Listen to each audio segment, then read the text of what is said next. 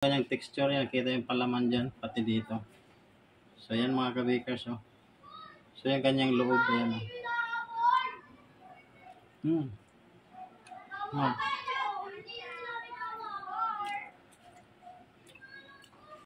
Yo, what's up mga kabakers? Kumusta kayo? For today's video, gagawa tayo ng buko pie.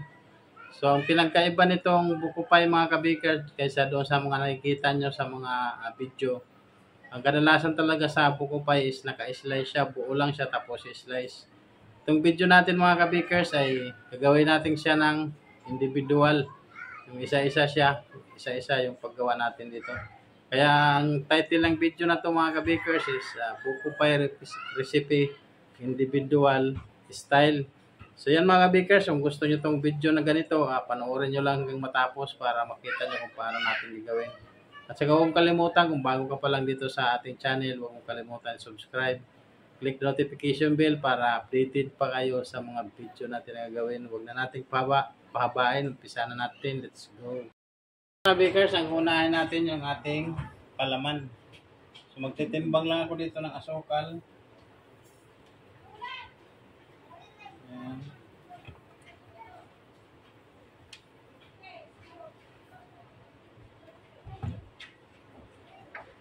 Bale 350 yung asukal natin. Tapos ilagay lang natin dyan. 350 grams white sugar. So yan mga bakers, cornstarch 150 grams.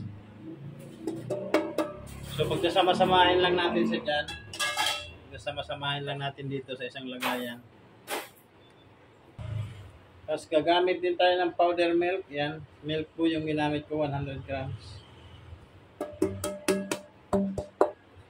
So yan, i-mix lang natin mga kabakers. Tapos ang gagawin natin ay i-mix lang natin ito mabuti. Bago natin siya lagyan ng tubig para hindi siya magbuo-buo. Yan, i-mix lang natin.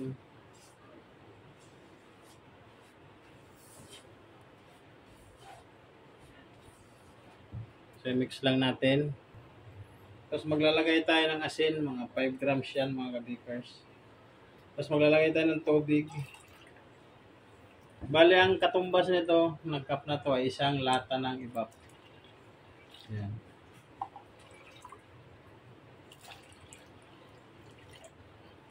Bali ang ilalagay ko is 2 kalahati. Tapos mix natin ulit. So i-mix lang natin mabuti bago natin isalang para hindi magbuo-buo.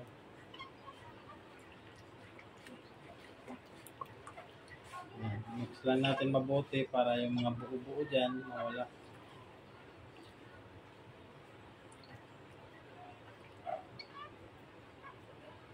Pagkatapos nito, pwede na natin isalang.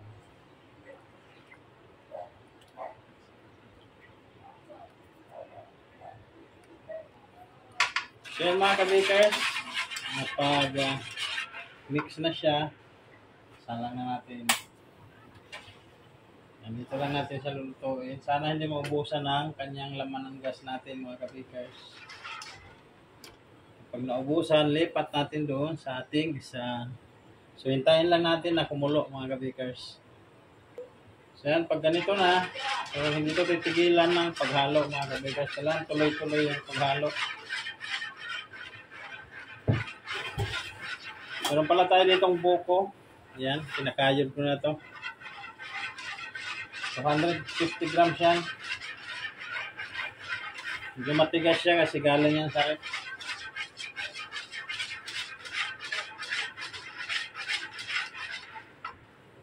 So, nalimutan ko. Maglagay muna tayo ng vanilla. 1 cup, yan. Pampabango. Tapos mix na natin. Kaya na natin yung ating buko mga kabakers. Medyo nag-yellow siya kasi galing sa rep. Pinakayod ko lang yun siya na parang pang buko pie.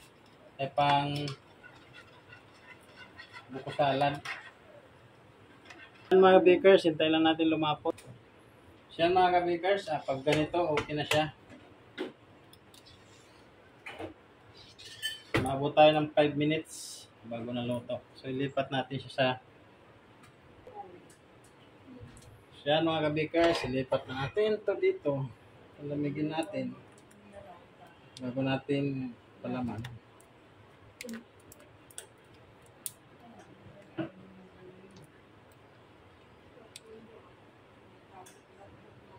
Diba? Sarap yan mga kabikers. So, palamigin ko muna to, tapos habang nagagawa tayo ng pabalat, malamig na to siya. Kaya sit aside ko lang muna, tapos gawa na tayo ng pabalat. Yan mga kabikers, isang kilong bird flour. Pwede rin kayo gumamit ng all-purpose. 150 grams sugar.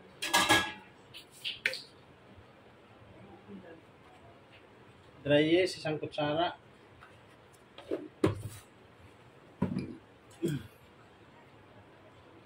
Asin, 1/4 table teaspoon. Tayo ng skim milk mga kabikers. 2 kutsara.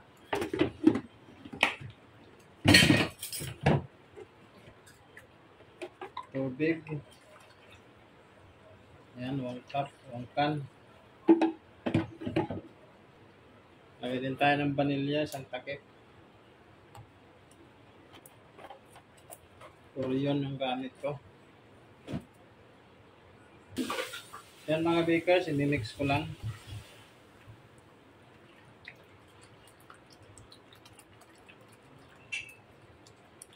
Durugin lang natin yung ating tunawin lang natin yung ating mga ingredients. Tapos pag tunaw na, lagay natin yung lard, 100 grams. So pwede kayo dito gumamit ng all-purpose flour pagbalat.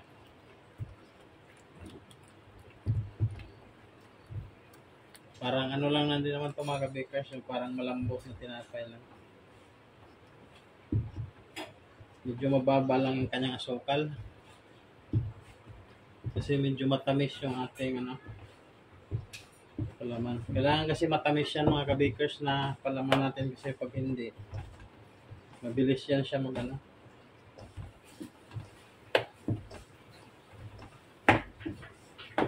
mabilis yan masira.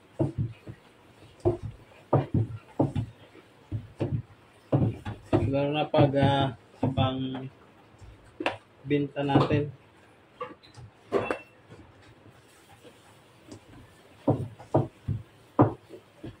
So dito mga kabakers, gamit tayo ng dough roller. Pero roller ko lang to.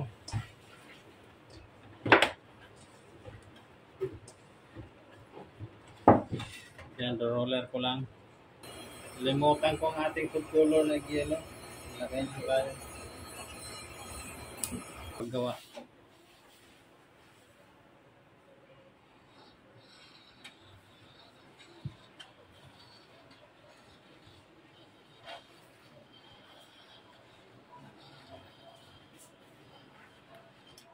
Balahin natin ko lang sa gitna. Tapos yan, pansahin na lang natin din kung gaano kalaki. So yan, ganyan mga kabakers. Lagyan na natin doon para hindi na siya lumikit. Lagyan na natin agad kasi dumidikit eh. So yan mga bakers, ito na, papalaman na natin. So yan mga kabakers, ganyan lang natin siya babalot. Yan. So ganito lang.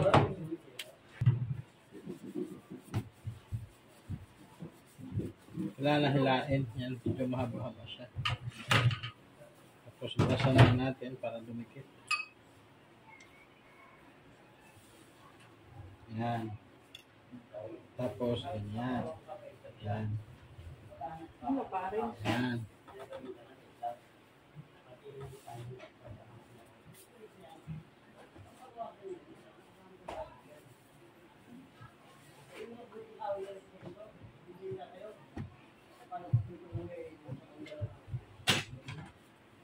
Tuloy lang natin.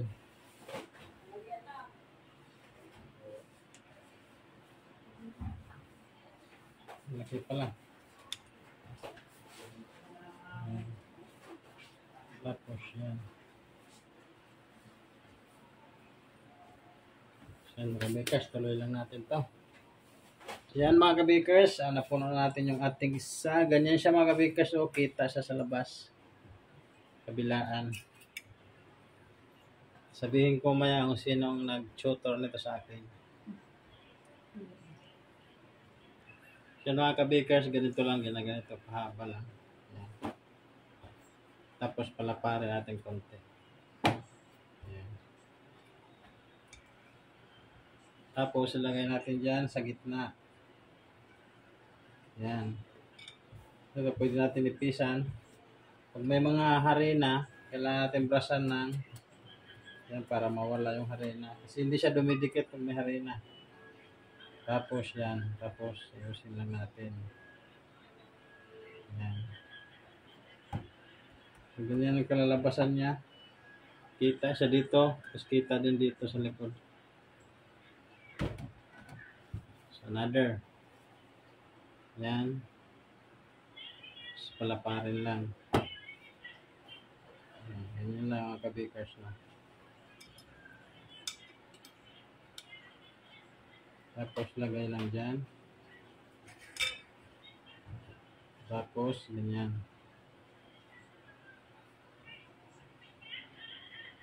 Ayan. Ayan. Ayan mga bakers, tapos na tayo. Banyahan na lang natin siya.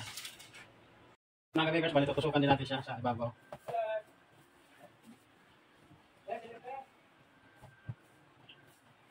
Dalawa.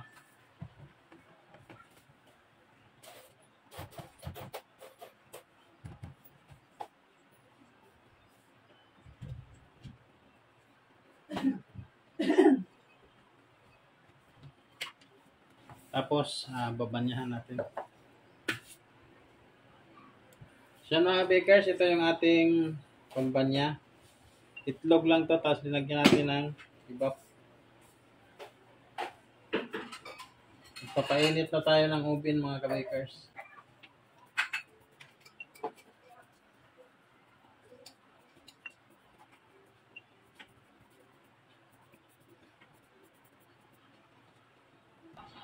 So yan mga kabakers, nabanyan na natin lahat.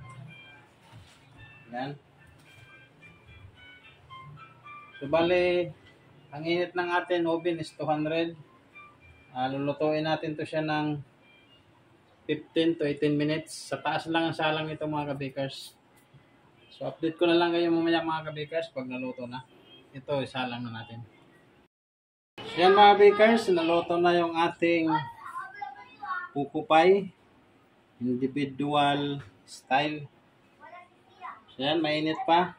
Palamigin lang muna natin. So ganito siya mga kabakers, ang magiging itsura niya.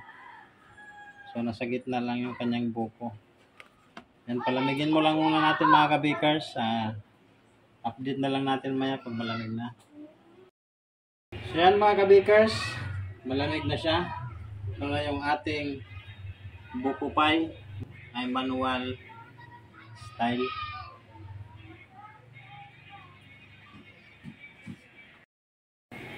So yan mga kabakers, pinalamig lang natin siya. Malamig na bago natin siya i-display. Ito na yung finished product ng ating buko pie recipe. Individual style. So yan, tingnan natin yung kanyang texture. Yan, kita yung palaman dyan, pati dito. So yan mga kabakers. Oh. So yan kanyang loob. Yan, oh. Oh.